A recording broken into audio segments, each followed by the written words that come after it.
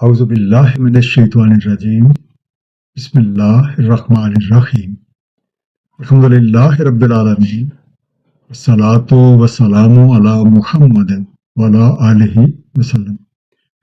انشاءاللہ آج ہم سورہ الانفال کے دوسرے رکوع کا مطالعہ کریں گے۔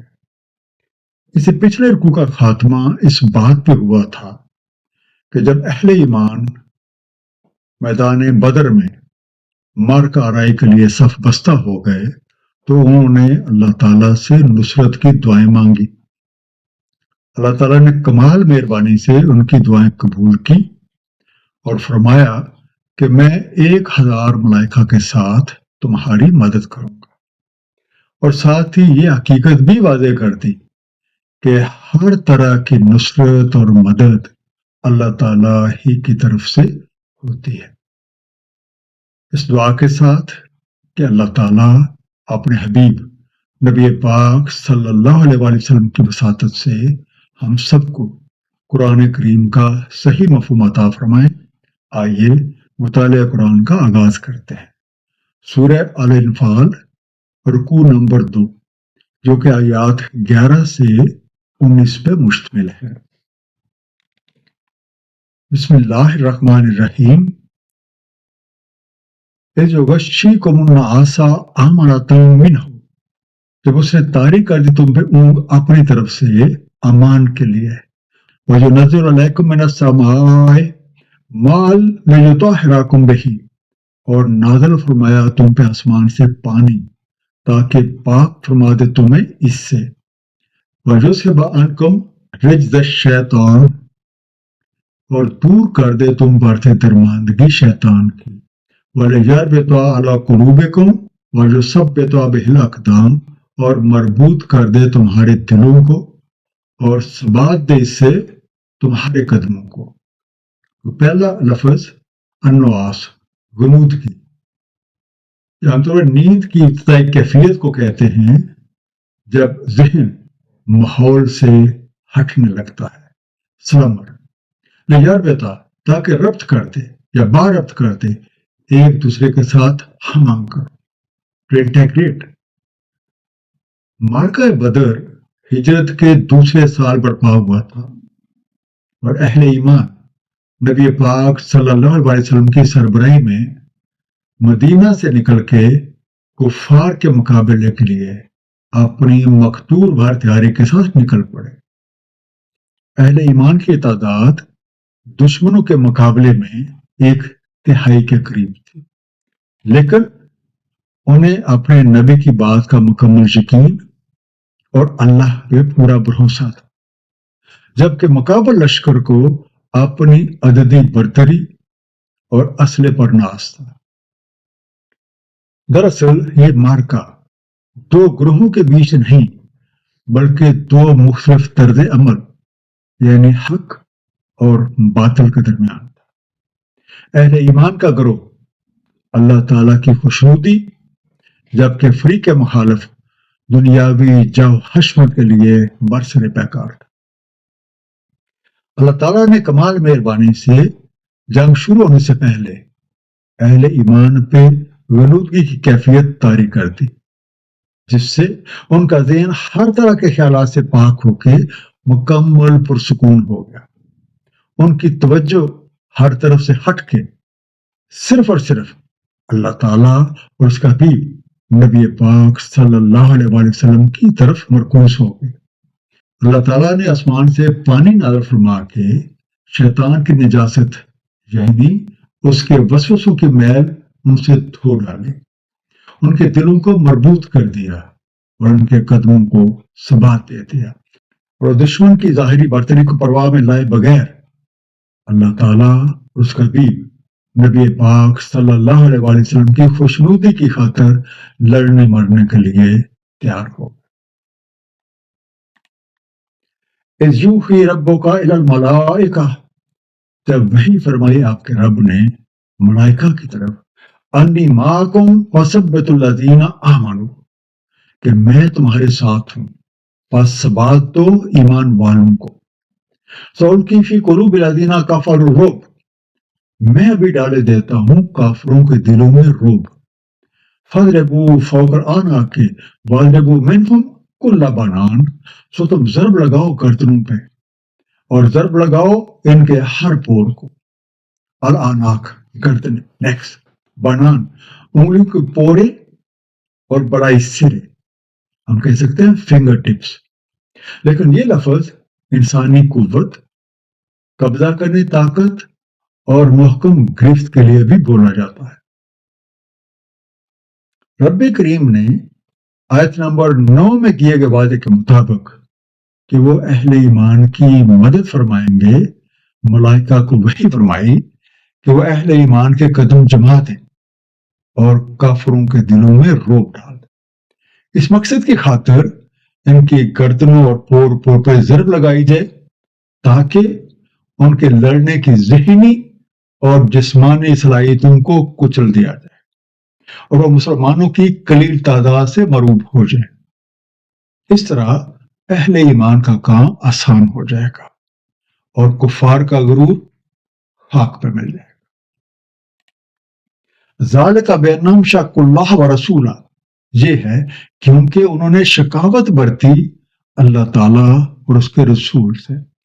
وَمَن یشاقق اللہ ورسولہ فإن اللہ شدید العقاب، اور جو کوئی شقاوت برتتا ہے اللہ تعالیٰ اس کے رسول سے تو بے شک اللہ تعالیٰ شدید تعاقب کرنے والا ہے.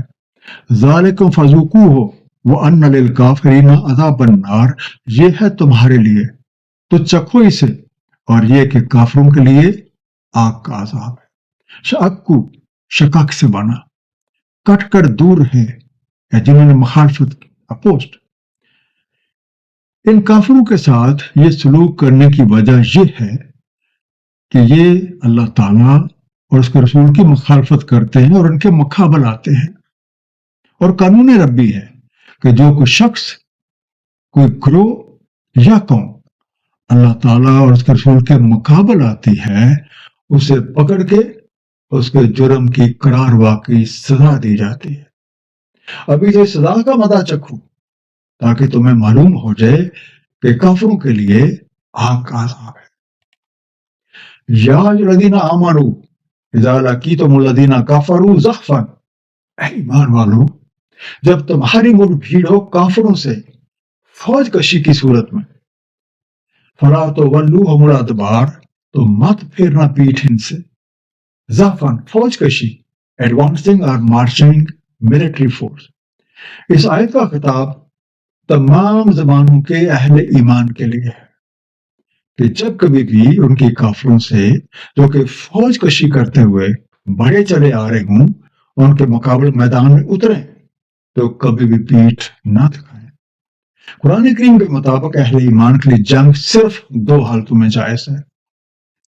سب سے پہلے اپنے دفاع کی خاطر، جیسا کہ سورہ البقرہ آیت نمبر 190 میں ارشاد ہے، اور لڑو ان سے اللہ کی راہ میں جو لڑتے ہیں تم سے، اور نہ حد سے تجاوز کرو، بے شک اللہ تعالیٰ نہیں محبوب رکھتا حد سے تجاوز کرنے والوں کو. اور دوسرا اس کی صورت یہ ہے کہ ضعیف مردوں، عورتوں اور بچوں کو کسی ظالم قوم سے نجات دلانے کی خاطر. اور اس کا ذکر سورہ نساء آیت نمبر 75 میں ہے. اور کیا ہوا تم نہیں لڑتے ہو اللہ تعالیٰ کی راہ میں واسطے اور ضعیف مردوں، عورتوں اور بچوں کے، جو کہہ رہے ہیں اے ہمارے رب نکال ہمیں اس بستی سے، ظالم ہے اس کے رہنے والے، اور کر دے ہمارے لیے اپنی جناب سے کوئی دوست، اور کر دے ہمارے لیے اپنی جناب سے کوئی نصرت دینے والا. یہ صرف 2 حالتیں ہیں جس میں مسلمانوں کے لیے جنگ جائز ہے، اور اس کا بھی فیصلہ حکومت وقت کرے گی. وَمَن يُوَلِّهِمْ يَوْمَئِذٍ دُبُرَهُ، اور جو کوئی پھیرتا ہے ان سے پیٹھ اس روز، إِلَّا مُتَحَرِّفًا لِقِتَالٍ أَوْ مُتَحَيِّزًا إِلَىٰ فِئَةٍ، الا یہ کہ جنگی چال ہو یا جا ملنے کو اپنے دستے سے. فقط باء بغضب من اللہ ومأواه جہنم، تحقیق وہ پھر گیا اللہ تعالیٰ کے غضب میں اور اس کا ٹھکانہ جہنم ہے. وبئس المصیر، اور وہ ایک سنگین جگہ ہے پہنچنے کی. زحفاً آگے کی طرف بڑھتے چلے آنا. متحرفن پینترا بدلنا، یا قصدن یا کسی جنگی چال کے تحت اپنی جگہ بدلنا، اسٹریٹجی. متحیزن جگہ بدل کے جا ملنا، تو جائیں. جب مارکہ حق و باطل برپا ہو جائے تو بحکم ربی کسی اہل ایمان کو مقابلے میں پیٹھ نہیں پھیرنی، الا یہ کہ اس کی یہ حرکت کسی جنگی چال کے تحت ہو، یا کوئی ایسی صورت پیدا ہو جائے کہ وہ لڑتا ہوا اپنے دستے سے دور نکل گیا تھا اور اب وہ مڑ کے اپنے دستے سے ملنا چاہتا ہے. تو جو کوئی بھی پیٹھ پھیرے گا، اس کا مطلب یہ ہے کہ وہ اللہ تعالیٰ کے حکم کی خلاف ورزی کر رہا ہے. ایسا کرنے والے جہنم میں جا پڑتے ہیں. پیٹھ پھیرنے کا مقصد سوائے جان بچانے کے اور کچھ بھی نہیں ہوتا، جبکہ یہ جان، یہ جسم اور یہ صلاحیتیں اللہ تعالیٰ نے دے رکھی ہیں، اور اس سے بہتر اور کیا ہو سکتا ہے کہ یہ اسی کی راہ میں خرچ ہو جائے. جس حج سے کوئی مقتل میں گیا وہ شان سلامت رہتی ہے. یہ جان تو آنی جانی ہے، اس جان کی کوئی بات نہیں. رب تک تو لوح ہوں ولیکن اللہ قتلہم، بس تم نے قتل نہیں کیا ان کو بلکہ اللہ تعالیٰ نے قتل کیا ان کو. وما رمیتا اذ رمیتا ولیکن اللہ رما، اور نہیں پھینکی آپ نے جب آپ نے پھینکی بلکہ اللہ تعالیٰ نے وہ پھینکی. وَلِيُبْلِيَ الْمُؤْمِنِينَ مِنْهُ بَلَاءً حَسَنًا، تاکہ وہ جانچے اسے مومنین کو ایک بہترین جانچ سے. ان اللہ سمیع علیم، بے شک اللہ تعالیٰ سننے والا، علم رکھنے والا ہے. تو پہلا لفظ رمائے، رمی کی، یتریو لے جبلے، تاکہ وہ پرکھے، اصل صلاحیت کو ظاہر کر دے، سو دیٹ ہی میں ٹیسٹ. اہل ایمان کے لیے جنگ کے قوانین بیان کرنے کے بعد خطاب کا رخ دوبارہ جنگ بدر کی طرف یا مارکہ حق و باطل کی طرف ہو جاتا ہے. اللہ تعالیٰ نے اہل ایمان کی نصرت فرمائی اور انہیں فتح عطا فرمائی. قریش کی فوج کا سپہ سالار ابو جہل ہلاک ہو گیا.